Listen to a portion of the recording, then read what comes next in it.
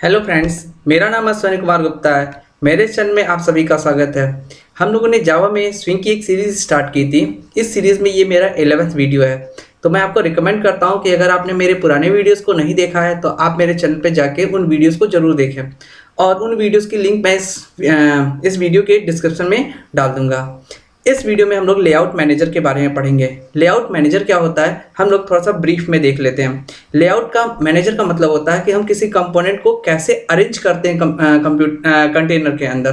तो ये लेआउट कहलाता है, और ये काम ऑटोमेटिकली होगा। अब ये काम लेआउट मैनेजर इंटरफेस के द्वारा किया जाता है। लेआउट मैनेजर इंटरफेस को border layout, flow layout, grid layout और भी बहुत सारे लेआउट होते हैं जैसे कार्ड लेआउट, ये सारे के सारे इसको इम्प्लीमेंट्स करते हैं।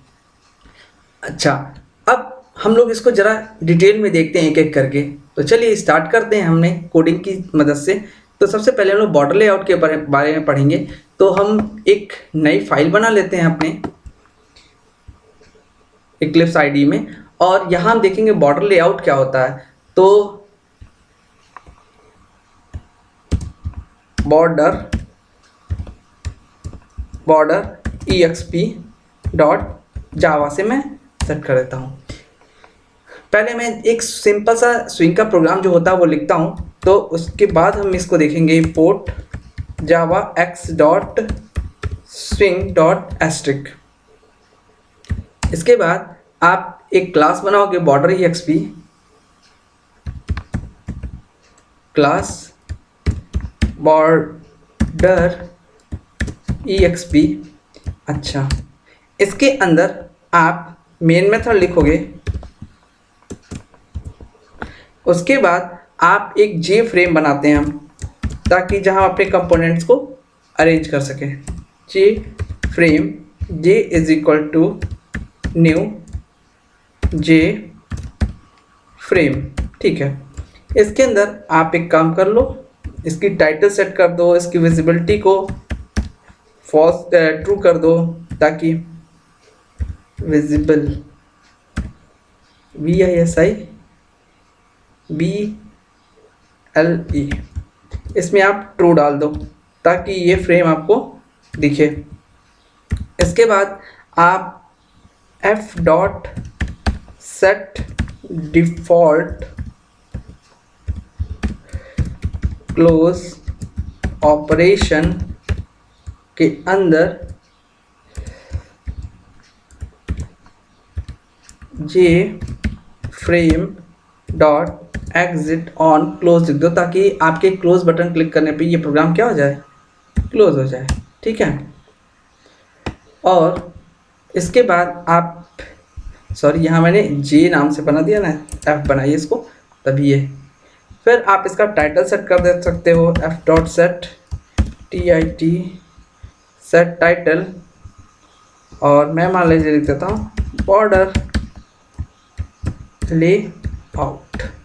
ठीक है, और अगला काम होगा मेरा कंटेनर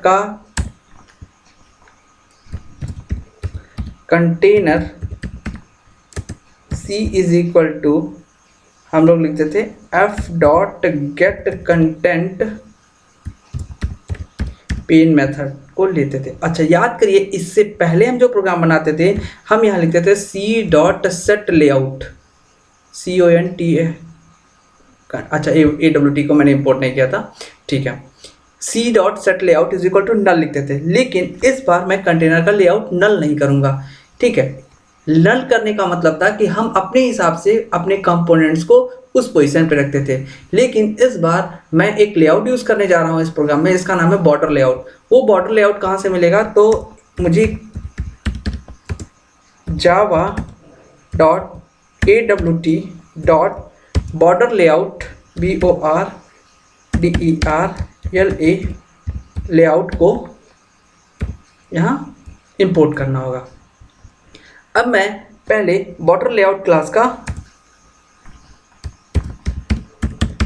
बॉर्डर लेआउट मान लीजिए, मैंने BL is equal to new border layout, इसका मैंने ऑब्जेक्ट बना दिया। अब ये बॉर्डर लेआउट करता क्या है, ठीक है, और मैं सी डॉट सेट लेआउट को पहले मैं बी एल डाल देता हूँ, सी डॉट सेट लेआउट। इससे पहले मैं नल डालता था, लेकिन अब मैं सेट कर देता हूँ कि यहाँ पे क्या रहे, बी एल रहे। बी एल का मतलब बॉर्डर लेआउट का ही लेआउट उठाएगा कंटेनर मेरा। बॉर्डर लेआउट में क्या होता है कि जो भी मेरे आइटम्स यानी कंपोनेंट्स हम रखते हैं वो पूरे कंपोनेंट्स 5 रीजन में डिवाइड होते हैं। चलिए हम 5 रीजन अलग से एक एक करके दिखाते हैं। इसके लिए मुझे 5 बटन बनाने पड़ेंगे। तो मैं 5 बटन बना लेता हूँ। पहले J button btn is equal to new J button, और मैं इसमें रख देता हूँ पहले नॉर्थ। मैं कुछ बटन के आगे पीछे नॉर्थ साउथ ईस्ट वेस्ट ऐसे कर लूँगा। अच्छा, control C, control V, control V, control V, control V. चूँकि बटन 5 रीजन में बटा होता है तो बटन 1 2 3 4 एंड 5, मैं 5 रीजन के हिसाब से 5 बटन बना लेता हूँ। और मैं यहाँ पे एक एक को लिख देता हूँ, नॉर्थ साउथ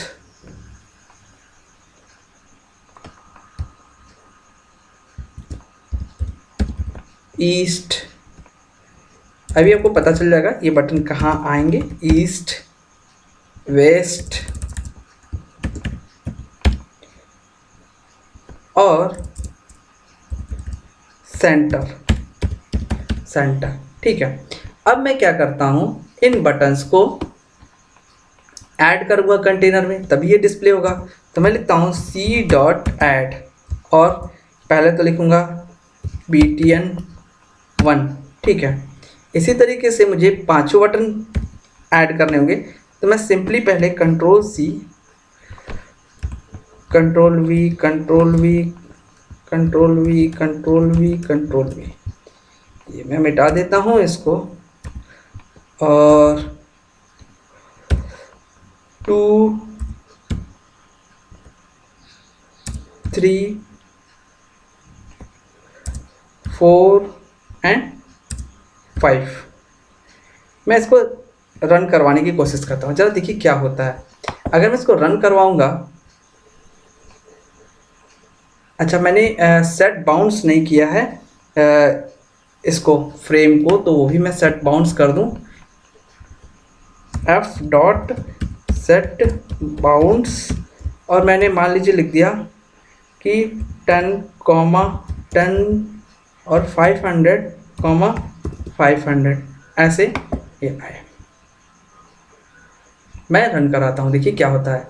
मैंने सॉरी कुछ प्रॉब्लम, कंट्रोल S, और मैं रन करता हूँ इसको। ये कुछ मेरा एरर आ रहा है इसमें, बॉर्डर EXP, अच्छा BORDER नहीं है इसके अंदर, मैंने नाम में गलत लिख दिया था। ठीक है, कोई दिक्कत नहीं, चलिए बॉर्डर EXP है।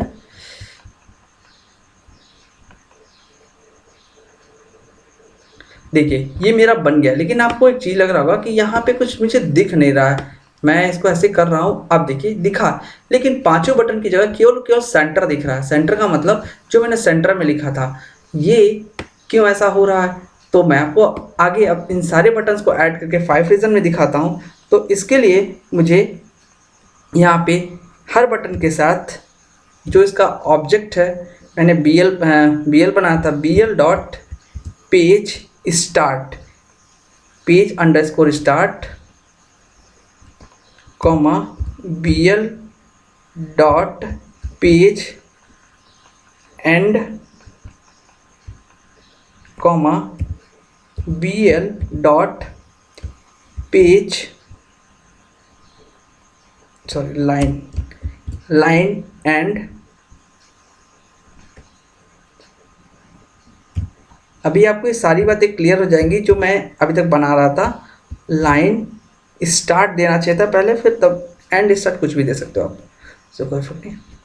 फिर मैं कॉमा करता हूँ BL डॉट सेंटर, अब अगर आप इसको रन करवा के चेक करिए, अब देखिए क्या होता है और आपको सारी बातें अब क्लियर होंगी। जो हमारा 5 रीजन था, देखिए ये 5 रीजन में मेरा डिवाइड हो गया, नॉर्थ, साउथ, ईस्ट, वेस्ट।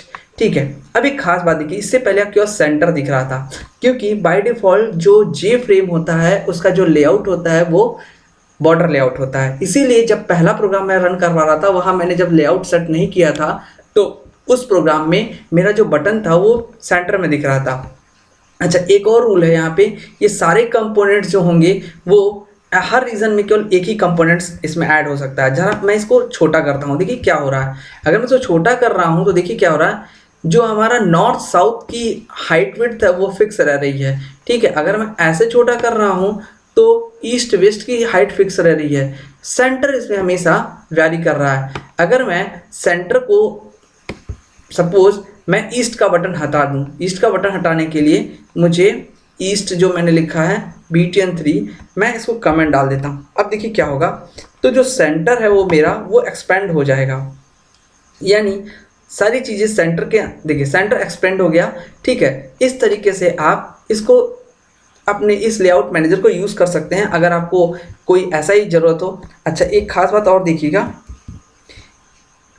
जब आप लेआउट नल नहीं कर लेआउट नल रखते थे तो उसमें क्या होता था, अगर आप स्क्रीन को छोटा करते थे तो आपके कंपोनेंट्स जो हाइड हो जाते थे। इसमें क्या हो रहा है कि सेंटर हाइड हो रहा है, बाकी चीज़ें दिख रही हैं आपको। चलिए, तो एक छोटी सी बात और इसे बता दें, जैसे मैं इसको रन करवाया था तो एक चीज़ देखिएगा, यहाँ पे इनके बीच में ये जो दो कंपोनेंट्स ऐड हुए हैं, सेंटर और ईस्ट, ये दो सही सारे बटन्स हैं, इनके बीच में एक गैप मैं देना चाहता हूँ। देखिए इसमें कोई गैप नहीं है। अगर मुझे गैप देना है तो एक तरीका है कि बॉर्डर लेआउट का के अंदर मैं 10 डाल देता हूँ और 20 डाल देता हूँ। ये क्या है, वर्टिकल गैप और हॉरिजॉन्टल गैप होता है। ठीक है, अब इसको रन करवा के चेक करिए, देखिए एक वर्टिकल गैप और हॉरिजॉन्टल गैप होता है। ठीक है, तो इस तरीके से आप यहाँ कंस्ट्रक्टर में इसके डाल सकते हैं। इसके अलावा एक और तरीका है जिससे आप इसको चेंज कर सकते हो। दूसरा तरीका है, आपके पास एक मेथड होता है, तो चलिए वो मेथड से भी मैं चेंज कर देता हूँ। तो मैंने लिखा है BL.set V गैप और H गैप होता है मेरे पास।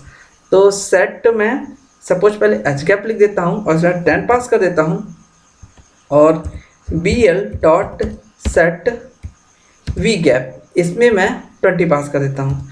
ठीक है, ये काम आप ऐसे भी कर सकते हो, मतलब आपको जैसे अच्छा लगे आप कर सकते हो। या तो कंस्ट्रक्टर में डाल सकते हो या तो बाहर के से मेथड को भी कॉल करके चेंज कर सकते हैं हम। देखिए अब हमारे सारे कंपोनेंट्स के बीच में गैप भी आ गए। ठीक है, तो इस तरीके से ये बॉर्डर लेआउट होता है। अगले लेआउट में हम लोग फ्लो लेआउट के बारे में पढ़ने चल रहे हैं। तो चलिए फ्लो लेआउट देखते हैं क्या होता है। तो फ्लो लेआउट के लिए मैं एक क्लास बना लेता हूँ, नई क्लास रहेगी तो ज़्यादा अच्छा रहेगा और मैं यही कोडिंग पेस्ट कर दे दूँगा, flow.exp.java। देखिए मैं क्या करता हूँ, जो बॉर्डर EXP का मैंने प्रोग्राम बनाया है, Ctrl+A करता हूँ, Ctrl+C करता हूँ और इसमें पेस्ट कर लेता हूँ। ठीक है, अब पहला काम होगा कि मैं यहाँ पे क्लास का नाम चेंज कर देता हूँ, इसका नाम है flow.exp और यहाँ बॉर्डर लेआउट नहीं, यहाँ रहेगा flow layout.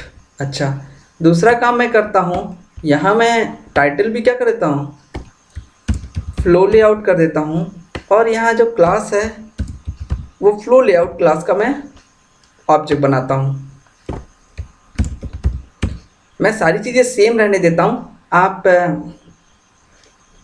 V gap H gap ऐसे सेट कर सकते हो, लेकिन अभी मैं इसको कमेंट डाल देता हूँ इन लाइंस को। ठीक है, सॉरी, हाँ सही है। अब मैं सेट लेआउट मेरा फ्लो लेआउट हो गया। अच्छा, इसमें भी मैं यही बटन रहने देता हूँ, कोई दिक्कत नहीं है। मैं बटन्स को ऐड कर देता हूँ। ठीक है, देखिए ज़रा इसमें क्या होता है, इसमें जितने भी बटन होंगे वो सारे के सारे बटन एक रो में अरेंज होते हैं। ठीक है, और वो भी सेंटर्ड होते हैं।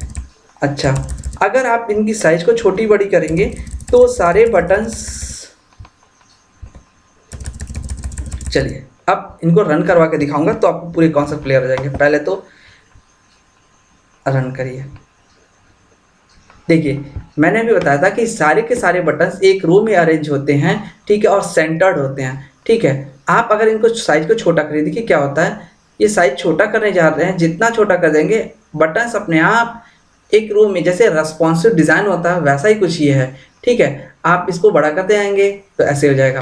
इनके बीच का जो, अच्छा यहाँ पे मैंने मान लीजिए नॉर्थ की जगह मैं थोड़ा नॉर्थ बटन लिख देता हूँ, तो देखो क्या होता है, ये जितने भी बटन होंगे अगर आप साइज बड़ी कर देंगे ये ऑटोमेटिकली अपने साइज के हिसाब से अरेंज, देखिए नॉर्थ बटन यहाँ आ गया, इतना बड़े साइज में हो गया, इसका आपको कहीं पे भी कोई सेट बाउंस करने की ज़रूरत नहीं पड़ी है, यानी लेआउट मैनेजर के द्वारा ये काम ऑटोमेटिकली हो जाता है, यही मैं बताना चाह रहा था। चलिए अब आप एक काम और कर दीजिए, मान लीजिए सेंटर है, आपको मान लीजिए लेफ्ट से चाहिए तो राइट से चाहिए, तो कैसे कर सकते हो, अच्छा ये गैप भी देख सकते हो आप, तो सेट वी गैप और एच गैप भी कर लो चाहो तो, ठीक है, इसको भी आप ऑन कर सकते हो। तो चलो देख लो इसको पहले आप, उसके बाद फिर मैं सेंटर में कर के चेक करता हूँ। देखिए कुछ हमारे पास गैपिंग बढ़ गई होगी, और मैं इसको छोटा करूँ, देखिए गैपिंग थोड़ी बढ़ गई, ठीक है। इस तरीके से एक तरीका और है, वो मुझे करना है क्या कि अगर मैं इसके अंदर चलूँ और यहाँ पे मुझे मान लीजिए फ्लोर इसको लेफ्ट में ले जाना, तो मुझे लिखना पड़ेगा फ्लो ले आउट डॉट, देखिए यहाँ पे 3 ऑप्शन होता है, बाय डिफॉल्ट सेंटर होता है, लेफ्ट राइट आप चेक कर लो, चलो लेफ्ट करके चेक कर लो, कंट्रोल एस कर लो और इसको रन करवा के चेक करो। देखो ये सारे बटन्स लेफ्ट में चले गए, अगर मैं इसको बड़ा करता हूँ तो आपको दिखेगा पूरा लेफ्ट में चले गए, ठीक है। बाकी चीज़ें ऐसी हैं, अगर आपको इसके साथ इसको वी गैप और एच गैप करना है तो भी कॉमा लगा के भी आप लिख सकते हो ये कंस्ट्रक्टर में इसकी वैल्यू। अच्छा अब एक काम और बताता हूँ, मान लीजिए जैसे ये आउटपुट आ रहा था, इस आउटपुट में जो बटन्स थे वो मैंने जिस ऑर्डर में यहाँ ऐड किए हैं वही दिख रहा है। मान लीजिए मैं सेंटर को ऊपर लिख दूँ, अब क्या होगा, मैं सेंटर को यहाँ से कट करके ऊपर लिख देता हूँ, तो आपको पता है कि कंट्रोल एक्स करूँ और इसको ऊपर लिख दूँ तो सेंटर सबसे ऊपर चला जाएगा। एक तरीका ये है कि मैं बटन को ऐसे अरेंज करूँ, मैं रन करवा के दिखा दे रहा हूँ पहले, तो सेंटर ऊपर चला जाएगा, देखिए सेंटर सबसे पहले चला है। लेकिन मैं चाहता हूँ कि मैं बटन्स को इधर उधर ना करूँ, और तो फिर क्या होगा, तो इस केस में मैं पहले से कंट्रोल जेड कर देता हूँ। अच्छा अब हर बटन की एक इंडेक्सिंग होती है, देखिए 0 इंडेक्स, 1 इंडेक्स, 2 इंडेक्स, इस तरीके से ये इंडेक्स के रूप में अरेंज होता है। सपोज मैंने यहाँ पे कर दिया, यहाँ पे मैं डाल देता हूँ, इसको किसी दूसरे इंडेक्स पे भेज देता हूँ, ऐसे मान के चलिए कि इसको फर्स्ट इंडेक्स पे करने की कोशिश कर रहा हूँ, इसको 2 इंडेक्स पे देता हूँ, देखिए क्या होता है। देखिए सबसे पहले आउटपुट क्या आ रहा है पहले ये देखते हैं। देखिए होगा क्या, पहले 1 और 2 ऐड हो चुके रहेंगे, ठीक है। फिर देखेगा कि ये 3 जो आएगा ये 1 पोजीशन पे जाना चाहिए था, तो ये 0 और 1 यानी फिर से ये ऊपर चला जाएगा।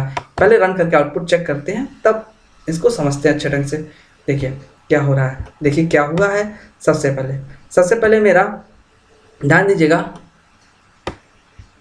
जो बटन 1 है, ठीक है, यानी नॉर्थ बटन सबसे पहले आया है, कोई दिक्कत नहीं क्योंकि मैंने 0 पे कहीं कोई चेंजेस नहीं किया, तो नॉर्थ बटन पहले रह गया।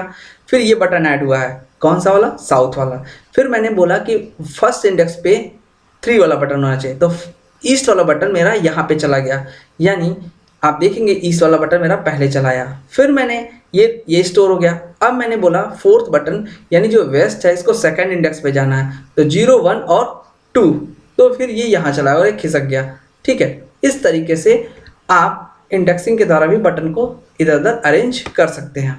तो चलिए अब अगला जो लेआउट है मेरा, वो है मेरा ग्रिड लेआउट। तो मैं फिर से कंट्रोल ए कर लेता हूँ, इसको कंट्रोल सी कर लेता हूँ और एक नई फाइल बना लेता हूँ और उसका नाम रख देता हूँ ग्रिड।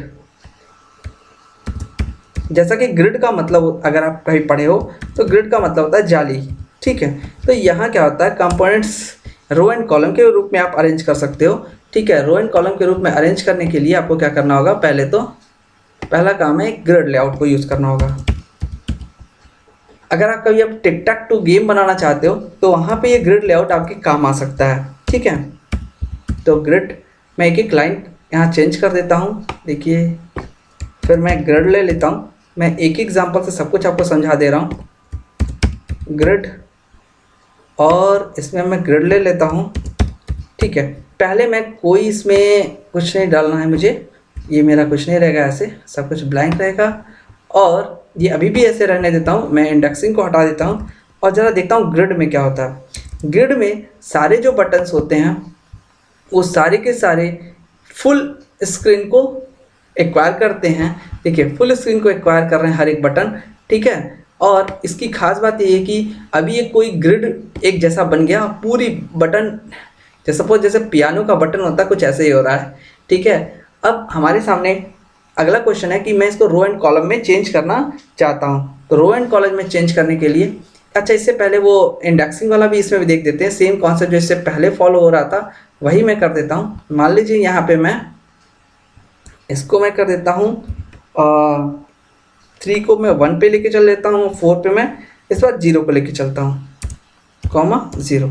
तो देखिए क्या आउटपुट आ रहा है। आउटपुट क्या आना चाहिए, देखिए सबसे पहले तो 1 और 2 ऐड हो चुके रहेंगे, 1 और 2 ऐड हो चुके थे।